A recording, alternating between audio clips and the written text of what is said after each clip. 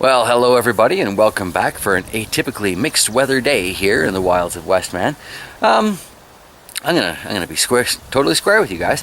I got up this morning. I fully intended to make an archery video because of the whole. I'm gonna amalgamate my channels, and they're all just gonna be one channel and stuff. And I came out and I did some, target shooting, and the boy came out and joined me, and that was a lot of fun. We've been doing that since he was pretty little, as he reminded me this morning, actually. But I thought to myself, you know what?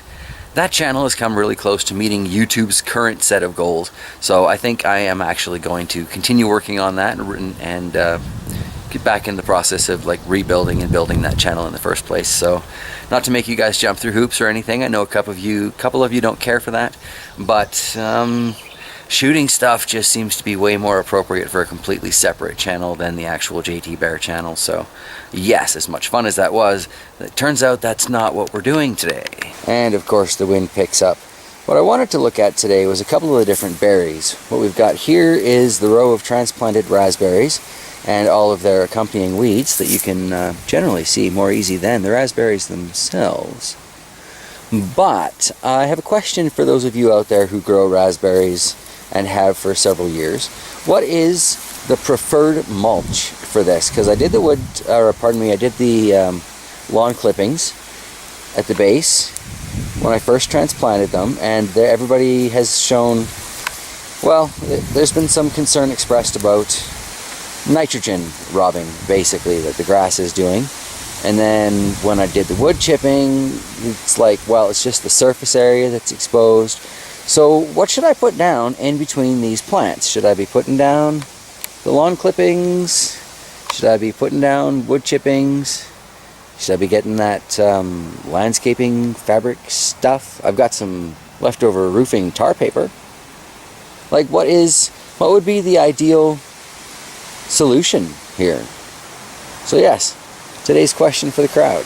Something I definitely wanted to share with you today is a bit of the permaculture stuff. A lot of you know that I'm really into that because it's, well, quite a lazy way to get food when you get right down to it.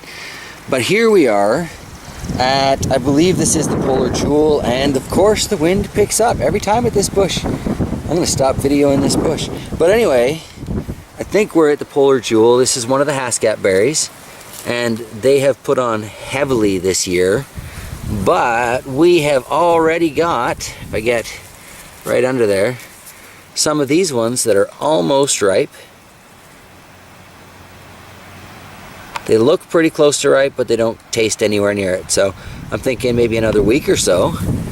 But this thing is absolutely loaded. And I totally recommend these Haskett berries, honeyberries, to anybody who's interested in getting into permaculture, because really, I have abused this thing. I have thought it was dead on a number of occasions. I dragged it halfway across the country, and then I just put it in the ground. I don't even really maintenance the soil. All I really do for this thing is, again, with mulch, I put down the grass clippings, and it's making a really nice dead circle around the bottom, which is kind of what I wanted it to do because it's easier to mow, and it looks nicer to me than having the grass grow all the way up to it. But otherwise, that's it. Sometime this year I'll put a fresh layer of grass on top of that, build it up. But that's it. That is all I have done for this thing. There's another branch. We can see quite a few berry starts and a few that are almost ripe at the bottom. Wind's not helping with focusing on that. Over here we can see another couple clusters. So that is great. To be able to have fruit this early in this particular kind of a garden climate, that's impressive. Yeah, I'm really, really glad we got these bushes. And yeah, even though this one is almost ripe, we're gonna go take a look at the other one because it has a couple that are ripe. So just checking the label here, that definitely was the Polar Jewell. This definitely is the Borealis Haskett berry. I'm really glad I left those attached to something for long term. But I don't know how many more years I'm gonna get out of that. Anyway, this bush gets to be about half the size of the one back there, which is why this is the forward one in the property, and produces a slightly different shape to its fruit. These guys are a little shorter and chubbier, but it also seems to ripen a little bit sooner. I see more ripe berries in that little cluster right there than I thought were even on this particular bush. I had kind of written it off for the season, thinking to myself, okay, well, it needs more time to grow, that's fine. Well, there's some new ones in there too, very nice. But it turns out it's got berries all over it. They're just fairly well hidden. A couple down there. So first berries of the year, I absolutely had to share with you guys. You've been with me every step of the way for these bushes. And yeah, every time I thought I'd kill them. So let us try a Borealis Haskett berry. Fresh grown, fresh from the bush. Now with gardening comes the question of return on investment, and no, we have not seen what we invested returned in these bushes yet, but they're supposed to live for many, many, many years, and apparently they're starting to get nicely productive. So,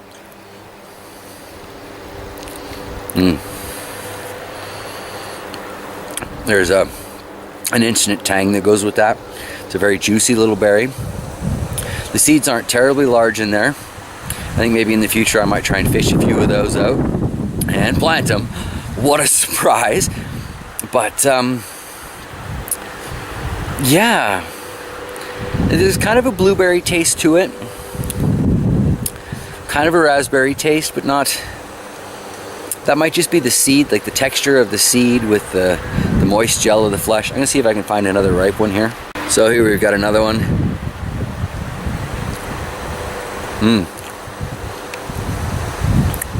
Oh yeah, that's got, they might not be fully ripe yet, that might be what that tartness is, but that is the perfect flavor for me. Very much like a blueberry, but not quite, not quite. I do strongly recommend them. They're a very hardy bush. We get 3, 4, 5, 8 feet of snow. It is Westman, well, I don't know about 8 feet of snow. The pile's up to well over 8 feet, but I don't think we actually get 8 feet falling down. So yeah, 4 feet of snow, 5 feet of snow, minus 40 temperatures, plus that, well, lower than that with wind chill. That's a hardy bush to me, and it's yeah, very productive. So highly recommended. All right, well, I'm starting to think as far as shading goes, this hat might not have been my best costuming choice for today and where the sun is at right now, but it sure has done a great job of keeping it out of my eyes.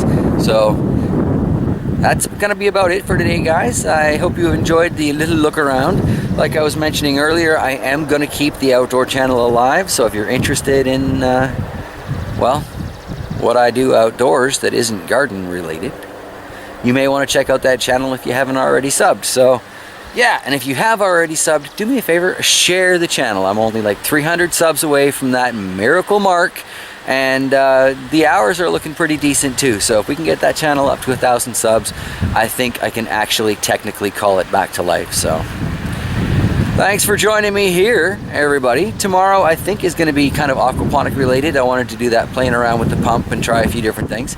So I imagine we'll be in the weird light of the dungeon tomorrow. Take care until then, everybody.